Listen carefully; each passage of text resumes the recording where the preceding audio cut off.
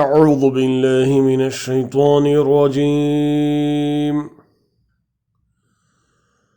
بسم الله الرحمن الرحيم.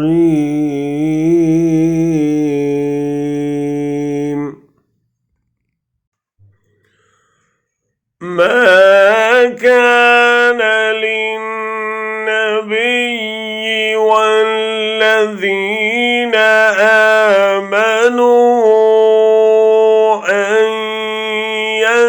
يستغفروا للمشركين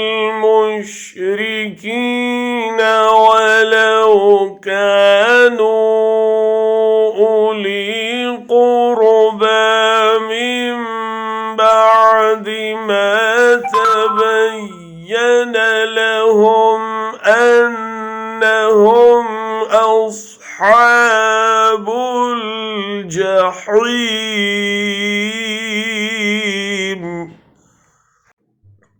नबी को और उन लोगों को जो ईमान लाए हैं ज़ेबा नहीं है कि मुशरिकों के लिए मग़फ़िरत की दुआ करें, चाहे वो उनके रिश्तेदार ही क्यों ना हों, जबकि उन पर यह बात खुल चुकी है कि वो जहन्नम के मुस्तहिक़ हैं.